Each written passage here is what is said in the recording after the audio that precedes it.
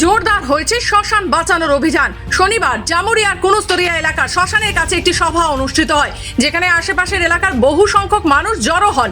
এদিন এই সভায় এলাকার কিছু বিশেষ সমাজসেবক গ্রামবাসীদের সামনে তাদের মতামত তুলে ধরেন।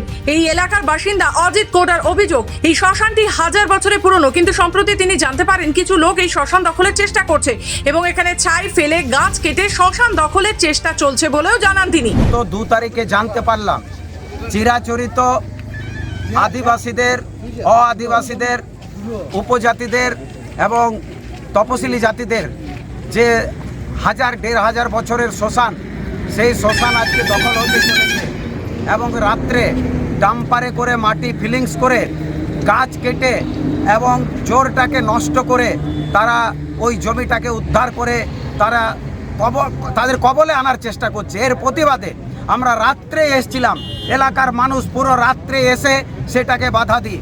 পরবর্তী ক্ষেত্রে আমরা এলাকার মানুষের পক্ষ থেকে চিন্তা করছি যে এটা একার বিষয় নয়, এই সকল আন্দোলন লড়তে গেলে ব্যাপক মানুষকে যুক্ত করতে হবে। তাই 2 তারিখের পরে আমরা সিদ্ধান্ত নিই যে 4 তারিখে একটা কনভেনশনের মাধ্যমে শ্মশান বাঁচাও কমিটি গঠন করা হবে। জানা যায় গত 2রা মে তপসি গ্রাম পঞ্চায়েত ও আম রাস্তা পঞ্চায়েত এলাকার লোকজন শ্মশানে বেআইনি হস্তক্ষেপের অভিযোগ তুলে বিক্ষোভ দেখান। যদিও 2014-তেই এই বিষয়ে একটি সভা করে কমিটির গঠনের কথা হয়েছিল। শনিবারের এই সভায় স্থানীয় বাসিন্দা রাজু মুখার্জি বলেন, এই শ্মশানটি কয়েক হাজার বছরের পুরনো, এখানকার মানুষ এই শ্মশানটিকে বাঁচাতে যে কোনো প্রান্তে যেতে পারেন। সবাই কিন্তু আমরা 2 বছর ধরে প্রচেষ্টায় আছি যে এই শ্মশানটা কোনোভাবে আমাদেরকে ঠিক করতে হবে। শ্মশানের অবস্থা আপনারা দেখবেন, শ্মশানটা খুব খারাপ পজিশনে হয়ে আছে। তো এক জমি মাফিয়া এখানে কাজ করতে আসে, তাকে বলা হয়েছিল যে আপনি শ্মশানের জায়গা মাপ করে শ্মশানের জায়গা ছেড়ে আপনি নিজের জমির আপনি করতে পারেন। এখন দেখা যাচ্ছে ওরা শ্মশানের জমি দখল করার চেষ্টা করছে এবং ওনারা বলেছিল যে কালী মন্দির এবং শ্মশানের কিছু কাজ ওরা করে দেবে।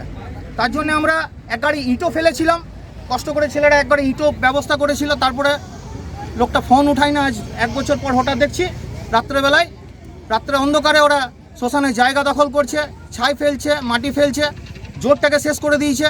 তাই মাফিয়া দিকে সাবধান করতে চাই যে আপনারা যদি মনে করেন যে রাত্রেবেলায় এসে এখানে কাজ করব, যেদিন ছেলেরা দেখে নেবে সেদিন কিন্তু খুব খারাপ হবে। রানীগঞ্জ থেকে সমীর বাদ্যকরের রিপোর্ট, খবর বাংলা।